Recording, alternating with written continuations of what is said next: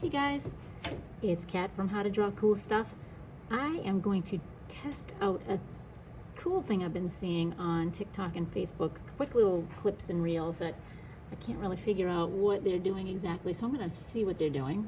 They're using coffee to make little splatters on the artwork and then outlining the coffee and doing some really cool stuff with it. It actually looks nice. So I, not wanting to waste my coffee on my students, I'm going to be using this acrylic, somewhat thick. It's burnt umber. I use a little bit of this, and I'm going to create my coffee. See if I can get it to come out of there. Give it a little shake, shake, shake. All right, the tiniest bit, really. That might even be too much. Let's go ahead and add a little bit of water to liquefy it up.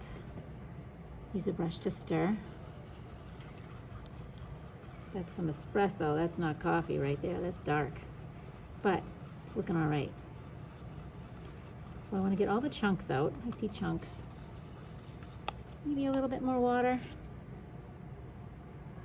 We want it to be the consistency of a coffee creamer.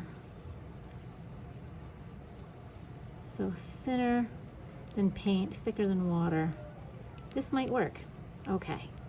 So it looks nice and thick in there, but not too thick. Now, I tried this earlier and I made it too perfect. You know what I mean?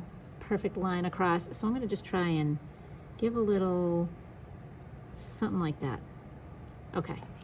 So, did I make a mess of the painting? Whoops. Maybe. Let's check it out. I'm going to take my hand, or you could use the back of a spoon if you don't want to get yourself dirty, and I'm just going to do some little splatting. I don't want to do too much.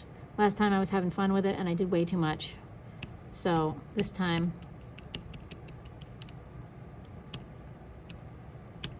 is that enough? I think that's enough. Okay, let's leave that be for a minute. Then I'm going to get out my handy dandy toilet paper. This is great for sopping up many things. I sometimes use it to blend pencil with the kids, but this time I'm going to be soaking up this paint. So I'm just going to lay it down. I'm not going to swipe it or anything. Just lay it down, give it a little tap, see if I can get that extra paint to come up.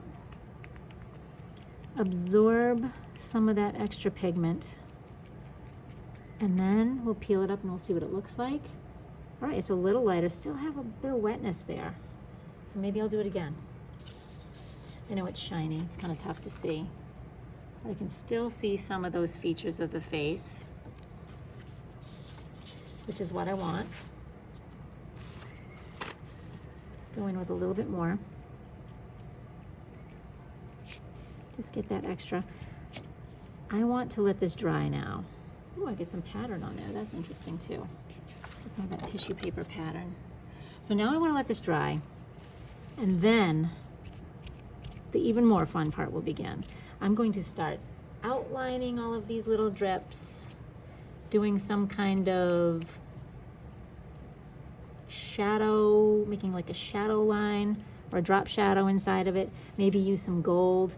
So everything that's inside this paint area is going to be super detailed, and everything that's outside is going to be not so detailed. At least that's the plan. This is for my experimental art class, so I always tell them it's an experiment. We're going to try it out and see if it works, and if it doesn't, then we had fun and we learned a little something. So I'll see you back in a bit while I'm working on this and maybe even a final result. Okay, I'm looking at it. My mind is reeling here. What should I do? What should I do? I'm getting some ideas. All right, we'll see you in a bit. Bye.